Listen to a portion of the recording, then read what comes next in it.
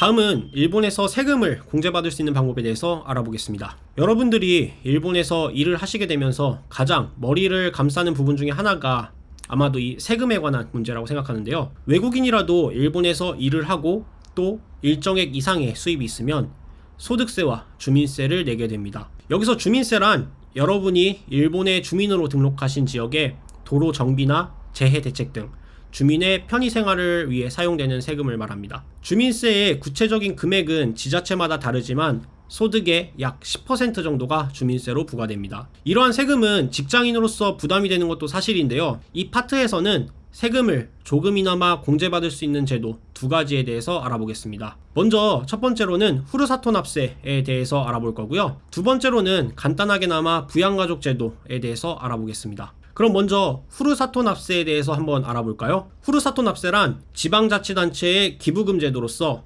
여러분이 응원하고 싶은 지자체에 기부를 하면 다음 해 세금을 공제받을 수 있는 제도입니다. 이 제도는 우리 같은 외국인들도 가능하고 또 기부액의 2,000엔을 제외한 금액이 다음 해 세금으로부터 공제되고 또 지자체로부터 감사의 의미로 답례품을 받을 수 있어요. 슬라이드에 그림이 이해하시기가 더 편할 것 같은데요. 예를 들어 5만엔을 기부했다고 했을 때 실질적인 자기 부담금 2,000엔을 제외한 나머지 48,000엔에 대해서는 소득세 환급이나 주민세 공제를 받을 수 있습니다. 그러면은 후르사토 납세를 하는 방법에 대해서 간단히 알아볼까요? 우선 첫 번째로 여러분의 기부 상한액을 확인하셔야 합니다. 이 기부 상한액은 여러분의 소득과 부양가족 유무에 따라서도 달라지게 되는데요. 기부 상한액을 계산하는 방법은 각종 후르사토 납세 홈페이지에 들어가 보시면 사진과 같은 시뮬레이션을 할 수 있는 페이지가 나와요. 이 시뮬레이션을 통해서 자신의 조건에 맞는 공제 상한액을 확인하실 수 있습니다. 상한액을 확인하신 다음에 기부할 지자체를 선정하셔야 하는데요. 기부하실 지자체도 각종 후르사토 납세를 진행하는 홈페이지를 들어가 보시면 슬라이드에 사진과 같은 안내를 보시게 될 겁니다. 지자체에 따라서는 고기나 과일, 이런 지역 특산물을 답례품으로 주는 곳도 있고 또 공예품이나 관광상품권, 호텔 숙박권 같은 것들을 제공해주는 지자체도 있습니다. 여러분의 관심과 또 기부 상한액에 맞춰서 적당한 금액의 답례품을 받을 수 있는 지자체를 선택하시면 좋을 것 같네요. 지자체까지 선정하고 나시면 다음에는 환급이나 공제 신청을 하시게 됩니다. 공제 신청에는 두 가지 방법이 있는데요. 첫 번째로는 원스톱 특례 제도라고 하는 방법이고 두 번째는 확정 신고가 있습니다. 개인적으로 추천드리고 싶은 방법은 원스톱 특례 제도인데요. 후르사토 납세 외에 확정 신고가 필요하지 않은 회사원 등 급여 소득자에게는 편리한 방법이 됩니다. 다만 기부할 수 있는 지자체 수가 5개까지로만 한정된다는 점이 단점으로 생각될 수도 있는데요. 직접 세무서까지 가셔서 확정 신고를 하시는 수고를 덜 수 있다는 점과 또 후르사토 납세 사이트와 지자체에 따라서는 온라인으로도 이 원스톱 특례 제도를 이용할 수 있기 때문에 시간이 부족한 회사원분들에게는 굉장히 편리한 방법이라고 생각이 되네요. 만약에 여러분이 이 원스톱 특례 제도를 사용하시게 된다면 후르사토 납세 지자체를 선택하실 때 슬라이드의 사진과 같은 화면을 보실 수 있는데요. 이때 원스톱 특례 제도를 신청한다를 선택하시면 돼요. 이렇게 선택을 하셔야 지자체에서도 이 사람이 원스톱 특례 제도를 이용하는 사람이구나 하는 인식을 할 수 있게 되고 그에 관련된 서류를 여러분들께 보내주게 됩니다. 서류는 대체적으로 답례품을 받으신 후에 도착하는 경우가 있는데요. 이 서류를 받으신 다음에는 필요한 내용을 기재하신 후에 다시 지자체로 보내주시게 되면 원스톱 특례 제도는 끝이 납니다. 다음으로는 확정 신고에 대해서 간단히 알아볼 텐데요. 이 확정 신고는 기부하는 지자체 수에 상관없이 여러 곳에 기부가 가능하지만 이 기부금 영수증을 가지고 세무서에 직접 방문하셔야 되는 번거로움이 있습니다. 그렇기 때문에 시간을 쉽게 내기 힘든 회사원 같은 경우는 확정 신고보다는 원스톱 특례 제도를 더 추천드리는 이유입니다. 더 자세한 내용이나 사항들은 각종 후르사토 납세 홈페이지에도 친절하게 설명이 나와 있으니까 여러분들도 이 홈페이지를 한번 확인해 보시는 것을 추천드려요. 다음으로는 이 후르사토 납세를 이용하고 있는 A씨의 예를 들어서 지금까지의 내용을 간단하게나마 정리해 보겠습니다. 도쿄에 혼자 살고 있는 A씨인데요. 이 독신인 A씨는 연 수입이 300만엔입니다. 그리고 처음 말씀드렸던 것처럼 인터넷 홈페이지를 통해 자신의 공제 상한액을 계산해 보니까 27,000엔이라는 금액이 나왔네요. A씨는 자신의 공제 상한액인 27,000엔에서 20,000엔을 후르사토 납세를 이용해 응원하고 싶어하는 지자체에 기부하기로 했습니다. 그럼 A씨가 기부한 20,000엔 중에 2,000엔을 제외한 18,000엔이 다음 연도 공제 금액이 됩니다. A씨는 3개의 지자체에 기부를 했고 또 각 지자체별로 고기나 샤인머스켓 그리고 관광상품 같은 답례품을 받을 수 있었는데요. 이번에 A씨가 기부한 지자체가 5개 이하였기 때문에 원스톱 특례 제도를 활용해서 공제를 신청할 수 있었습니다. 여기까지가 A씨의 예가 되겠습니다. 여기서 한 가지 더 후르사토 납세의 주의점을 여러분과 공유하고 싶은데요. 개인적으로는 기부 상한액보다는 조금 적은 금액을 기부하시는 것을 추천드려요. 왜냐하면 기부 상한액을 초과한 금액은 공제 혜택의 대상이 아니기 때문입니다. 만약에 A씨가 자신의 기부 상한액을 초과한 3만엔을 기부했다고 했을 때 내년에 공제받을 수 있는 금액이 3만엔에서 2천엔을 제외한 2만 8천엔이 되는 게 아니라 자신의 상한액인 2만 7천엔에서 마이너스 2천엔을 한 2만 5천엔이 공제 혜택이 되기 때문입니다. 그렇기 때문에 여러분도 후르사토 납세를 하실 땐 자신의 상한액을 잘 확인해 보시고 적절한 기부를 하시길 추천드리겠습니다. 후르사토 납세에 관한 마지막 안내는 일본의 대표적인 후르사토 납세를 진행하는 회사들의 소개인데요. 일본인들도 이 3개의 사이트를 이용하셔서 후르사토 납세를 하시는 분들이 굉장히 많아요. 그리고 이 사이트 외에도 여러 후르사토 납세 관련 사이트들이 많이 있기 때문에 여러분들이 관심 있는 지자체나 아니면 답례품 등을 확인해 보시고 적절한 지자체가 있는 사이트 등을 확인해 보시는 것을 추천드립니다. 그리고 후르사토 납세에 관한 더욱 자세한 내용은 아래에 있는 법무성 후르사토 납세 포털 사이트에서도 확인이 가능하시니까 후르사토 납세에 대해서 관심 있으신 분들은 이 사이트들을 한번 확인해 보시기를 추천드리겠습니다. 다음으로 소개할 세금 공제 혜택은 부양가족인데요. 일본 외의 거주자인 친족에 관해서도 이 부양가족 공제를 받을 수 있습니다. 만약에 여러분이 한국에 계시는 가족분들이 아래의 조건에 부합되신다면 부양가족으로 신청하실 수 있는데요. 부양가족을 신청하실 경우에는 관련 서류들을 잘 확인해 보신 후에 회사에 제출하시면 부양가족 공제 혜택을 받으실 수 있습니다. 다만 회사마다 필요로 하는 서류들이나 그 내용들이 조금씩 다를 수 있기 때문에 자세한 사항들은 입사 후에 직접 회사에 문의해 보시는 것이 좋을 것 같아요. 이상으로 외국인이 일본에서 세금을 절약할 수 있는 방법에 대해서 알아봤는데요. 개인적으로 후르사토 납세는 주민세 공제 혜택도 있고 또 각 지역의 좋은 특산물을 답례품으로도 받을 수 있기 때문에 일본에 계시는 동안에는 한 번쯤 이 후르사토 납세를 해보시는 것을 추천드리겠습니다. 여기까지가 일본에서 세금 공제를 받을 수 있는 제도에 대한 설명이었습니다.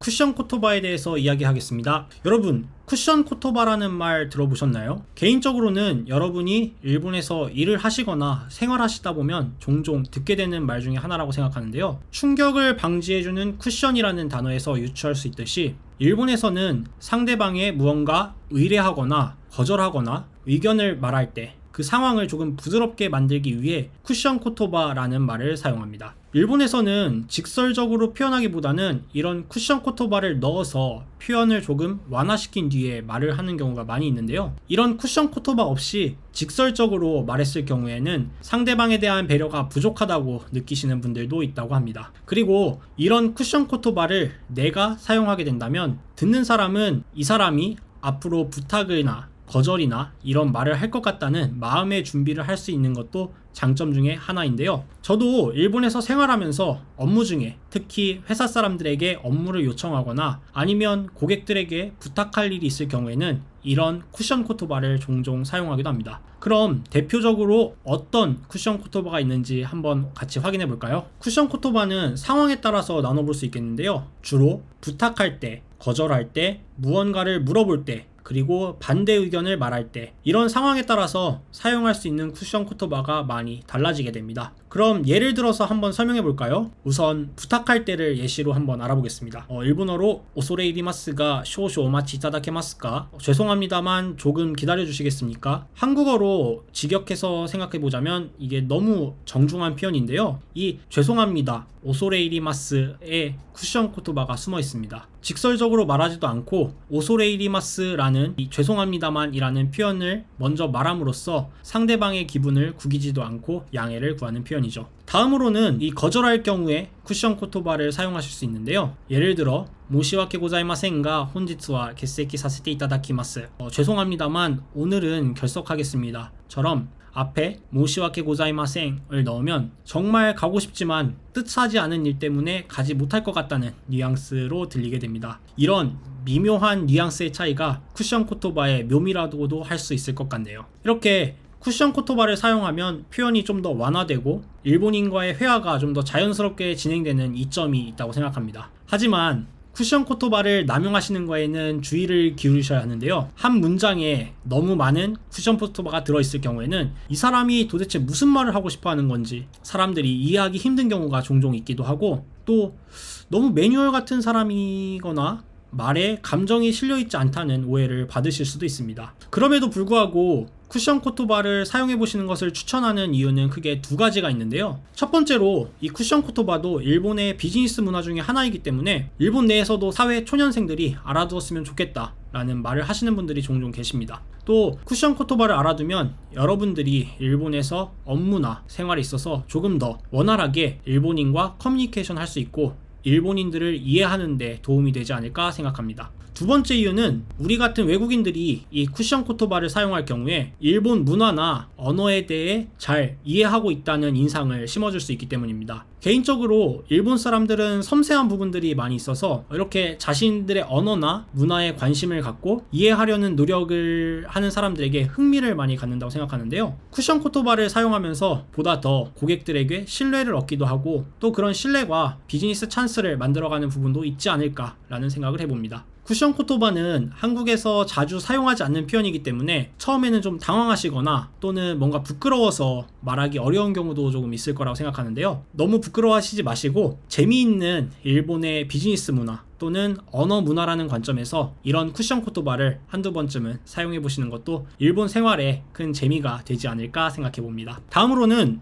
일본 생활에 유용한 앱 그리고 몇 가지 팁에 대해서 간단하게 말씀드리고 싶어요. 우선 일본 생활에 제가 꼭 여러분들도 하셨으면 좋겠다라고 말씀드리고 싶은 거는 포이카츠, 포인트를 모으는 활동인데요. 일본은 포인트 천국이라고 해도 과언이 아닐 정도로 포인트가 너무 많아요. 이미 여러분들도 일본의 포인트 문화에 대해서 잘 알고 계실 거라고 생각하는데요. 개인적으로는 우리 같은 외국인 취업자가 할 수 있는 하나의 재테크 방법이 아닐까라는 생각도 합니다. 일본에서는 이제 자주 들어보셨을 법한 큰 온라인 쇼핑몰들이나 각종 전자기기 양판점은 물론이고, 또 집 앞 슈퍼나 편의점 같은 데서도 포인트 카드가 있고 포인트를 적립하실 수 있는데요. 일본 취업자로서 일본에서 생활하시다가 이렇게 모이는 1포인트가 굉장히 큰 금액으로 다가오기도 합니다. 예전에는 이 포인트 카드가 종이 재질인 것도 있어서 직접 도장을 찍어주기도 했었는데요. 요즘은 대부분 다 디지털화돼서 핸드폰 앱을 통해서 적립할 수 있는 매장도 많이 있습니다. 일본의 포인트 환원 방식은 대부분 캐시백입니다.